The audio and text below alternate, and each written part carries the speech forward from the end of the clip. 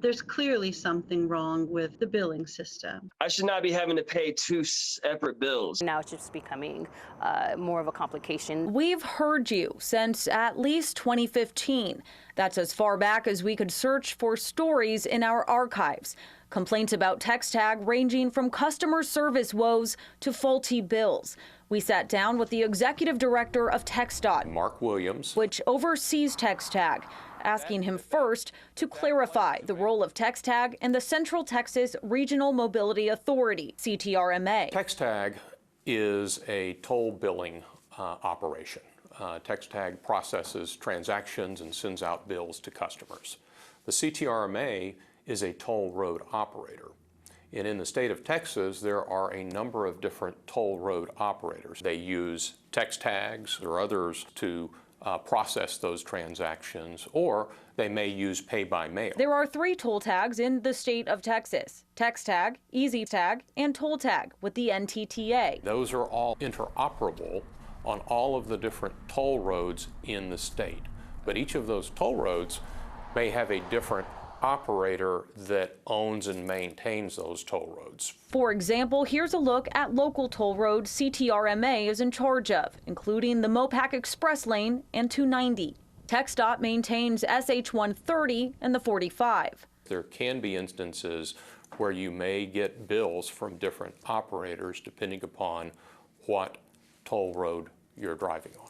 What's caused even more confusion, people with TxTag accounts that contain funds getting pay-by-mail bills from toll road operators like CTRMA. Our app would say, hey, you still have a balance of $18. Okay, well, then why did I just get a bill? Williams says that problem stems from a vendor switch in 2021. One of the unfortunate outcomes of that was that in some instances, some of the customer accounts were not being properly updated, and those customers may have been receiving a bill from CTRMA when they were a TxTag customer whose account was in good standing. When you're talking about a back office system that involves a lot of data, that's a lot to work through. The good news is that the vast majority of those issues have been resolved. However, we've heard from people as recently as this year still dealing with this issue. In some instances, that may be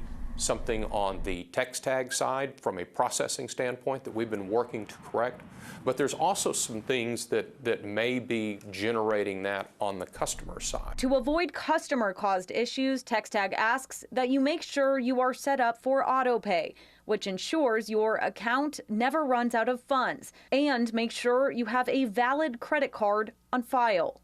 Another one that doesn't happen as frequently, but when it does come up, it can be very problematic for the customer, is if a customer has a car and they sell that car through a private transaction, and through that process they do not remove the original license plates on that car. That happened to a man in Burnett. We brought you Ron Farrell's story last month. The person driving the car he sold had racked up more than $800 worth of bills that were getting sent to his mailbox. We certainly will work with customers who have been unfairly directed bills their way. This email we received in April complained about glitches in TxTag's system. For example, the sender noted his autopay stopped abruptly because he wasn't notified it needed to be refreshed after a recent software upgrade. I would say that in a few instances, in some rare instances, that has been an example of one of the problems that we have worked through with the system. And in those instances, if the customer will reach out to us and